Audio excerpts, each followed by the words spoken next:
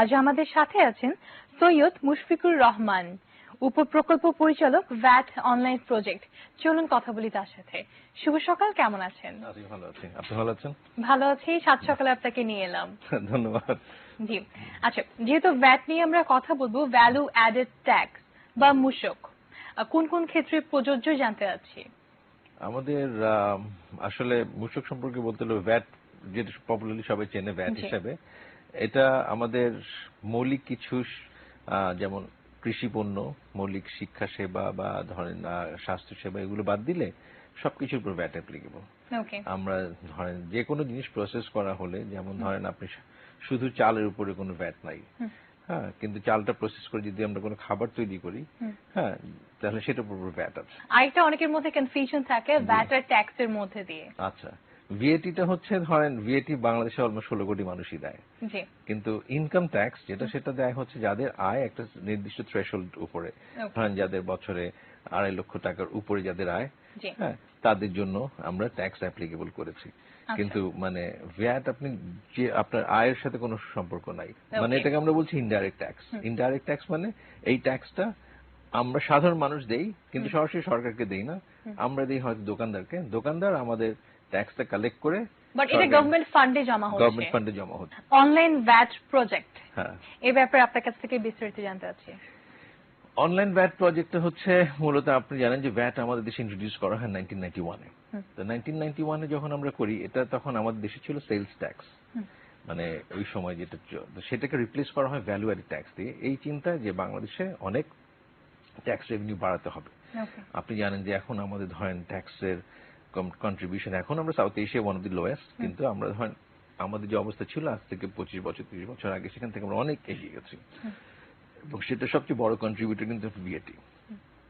Government চিন্তা করলো যে এখন ভিএটির যদি বেসটা আমরা ঠিক মতো না বাড়াতে পারি, আমরা যে এখন পদ্মা সেতু করছি, ফ্লাইওভার করছি, মেট্রো রেল হবে, তারপরে ধরেন যে 4 লেন 6 লেন রোডগুলি হবে, হাইওয়েজ গুলি হবে, এগুলো তাহলে আমরা ফাইন্যান্স করবো কি দিয়ে? আপনি যে প্রথমে বললেন দেশ উন্নয়নের জন্য আমরা ট্যাক্সটা প্রয়োজন। এখন ভিএটিটা হচ্ছে, এটা কালেকশনটা রিলেটিভলি ইজি, কারণ আমি যখনই যে যা কনজিউম করবে সেই ট্যাক্স দিবে, এটা কাইন্ড অফ কনজাম্পশন ট্যাক্স, তাই না? আমি যখন আপনি পার্লারে যাচ্ছেন ভ্যাট দিচ্ছেন, আপনি রেস্টুরেন্টে যাচ্ছেন ভ্যাট দিচ্ছেন, আপনি যাই কনজিউম করবেন ইজিলি ভ্যাট প্রত্যেকের কাছ থেকে পাওয়া যায়। এবং এটা অনেক, যেহেতু দেশের মানুষের সংখ্যা অনেক বেশি, কনজাম্পশন সাইজ অনেক বেশি আমাদের, সেই অনুযায়ী ভ্যাট এটার পটেনশিয়াল অনেক বেশি। তো আমরা যেটা চিন্তা করলাম যে আমরা যেটা আমাদের অভিজ্ঞতা দেখেছি, জনগণকে যদি আমরা ট্যাক্স পেমেন্টটা ইজি করতে পারি এবং হ্যারাসমেন্ট ফ্রি একটা এনভায়রনমেন্ট করতে পারি, তাদের টেন্ডেন্সি ট্যাক্স পেমেন্টের দিকে বেড়ে যাবে। তো এই প্রজেক্টটা হচ্ছে আমরা একটা অটোমেটেড এনভায়রনমেন্ট দিব। আপনি যখন এখন ডিজিটাল বাংলাদেশের কথা বলছি আমরা, তো আমি ঘরে বসে আমার ট্যাক্স রিটার্নটা জমা দিতে চাই, বা আমার অফিসে বসে আমি কেন ট্যাক্স অফিসে ওই ইন্সপেক্টরের সাথে ঝগড়া করবো বা ওদের সাথে, হ্যাঁ, এসব, হ্যাঁ, এই জিনিসগুলো থেকে আমরা মানুষকে মুক্তি দিতে চাচ্ছি, যে you pay your own taxes, আপনার ট্যাক্সের অ্যাসেসমেন্টটা আপনি নিজে করেন, নিজে হিসাব করে ট্যাক্সটা বের করেন। ইনফ্যাক্ট আমার যদি কোনো প্রতিষ্ঠান থাকে, আমার প্রতিষ্ঠানের সেই ট্যাক্সটি আমি অনলাইনে অ্যাসেসমেন্ট করে খুব ইজিলি পে করে দিতে পারছি। That's correct. সেটার জন্যই মানে আমরা এই প্রজেক্টটা হাতে নিয়েছি। সেজন্য ধরেন আমাদের আইনেও কিছু লিমিটেশনস আছে, 91 এর ল যেটা আছে, আমরা এখন নতুন যে আইনটা করেছি সেটার মধ্যে সেই লিমিটেশনস গুলো ওভারকাম করার চেষ্টা করেছি, এবং আমরা সবাইকে অনলাইন ফাইলিং এর জন্য যা যা করা দরকার সেই ব্যবস্থাটা করেছি। এটা হচ্ছে মানে ইন আ নাটশেল, মানে আমাদের মানে VAT online project. Is it already open online? এটা জুলাই 1 থেকে শুরু হবে। সাত সকালে আপনাকে নিয়ে এলাম, আমাদের সকালবেলার গরম গরম চা please. Thank you, thank you. দিন যায় সময়টা চলে যায়, তবু আছি এই বেশি ভালো। এবার একটু আপনার কাজ নিয়ে কথা বলতে চাই। মানে এখানে ধরেন আমার কাজের নেচারটা হচ্ছে more of creative, not like conventional civil service. মানে আমার পাবলিক ডিলিংস ব্যক্তিগতভাবে আমি খুব একটা করছি না এই মুহূর্তে। আমাদের মেইনলি হচ্ছে ইয়ে নিয়ে, কি বলে, প্রজেক্ট, এবং মানে we deal with the consultants, we deal with the contract management, নতুন কোন প্রজেক্ট ক্রিয়েশন। হ্যাঁ, মানে এই প্রজেক্টটা হচ্ছে মেইনলি আমার নতুন আইনটা বাস্তবায়ন করার জন্য যে ধরনের এনেবলিং এনভায়রনমেন্ট তৈরি করতে হবে সেগুলো করছি আর কি। দোকানদারদের ভ্যাট শতভাগ বাধ্যতামূলক করার জন্য কি কি পদক্ষেপ নেওয়া হয়েছে?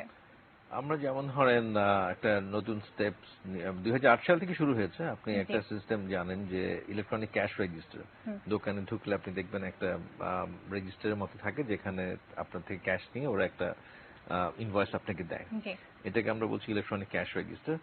এটা আমরা 2008 থেকে চালু করেছি, কিন্তু এটা প্রপারলি এনফোর্স করা যায়নি, কারণ ওই জিনিসগুলো স্ট্যান্ড অ্যালোন এবং ওখানে যারা হিসাব রাখছে সেগুলোতে অনেক ট্যাম্পারিং হয় এবং অনেক ক্ষেত্রে দেখা যায় যে তারা মানে ঠিক মতো হিসাবটা না রেখেই মানে হয়তো মানে আরেকটা সেকেন্ড হিসাব আমাদের কাছে মানে এনবিআর জমা দেয়, বিএটি অথরিটির কাছে জমা দেয়। আমরা এখন যেটা করছি এই বছর সেটা হচ্ছে যেটা 2017 থেকে মানে জুলাই থেকে হয়তো কার্যকর করা যাবে, সেটা হচ্ছে আমরা একটা ডিভাইস সব দোকানদারকে দিয়ে দিচ্ছি। এই ডিভাইস যেটা হবে সেটা হচ্ছে it will generate A signal যখন ট্রানজাকশনটা হবে, it's just like credit card. আপনি যখন ক্রেডিট কার্ড আপনি সোয়াইপ করছেন বা আপনি ইনসার্ট করছেন তখন একটা অথরাইজেশন ব্যাংক থেকে আসে, ওটার এগেইনস্টে কার্ডটা ভ্যালিডেট হয়, তাই না, ট্রানজাকশনটা ভ্যালিডেট হয়। তো সেরকম যখনই আপনি পে করতে যাবেন একটা কোড এনবিআর সার্ভার থেকে জেনারেট হবে, সেই কোডটা না পাওয়া গেলে বুঝতে হবে যে এই ইনভয়েসটা ঠিক নাই। আচ্ছা, হ্যাঁ, সো অ্যাজ এ কাস্টমারও আপনার অনেক দায়িত্ব আছে যে হ্যাঁ ইনভয়েসটা চেয়ে নেওয়া, তাহলেও কিন্তু এনফোর্সমেন্ট হয়। ইটস এ পার্টনারশিপ, জনগণের সাথে তো সরকার তো একটা পার্টনারশিপে কাজ করতে হবে, জনগণকেও কোঅপারেট করতে হবে গভর্নমেন্টের সাথে। রাইট, সেই জন্য হয় আমাদের মিডিয়া বা অন্য জায়গার মধ্যে we need a lot of support, যারা মানে এটাকে আমাদেরকে এগিয়ে নিয়ে যেতে হেল্প করবে। কারণ আপনি ট্যাক্স দিচ্ছেন, you have to ensure that tax ওরা গভর্নমেন্টের ট্রেজারিতে জমা দিচ্ছে, হ্যাঁ, because you are paying, I am paying, কিন্তু ও যদি জমা না দেয় then he is becoming richer unnecessarily, তাই না? এক্স্যাক্টলি।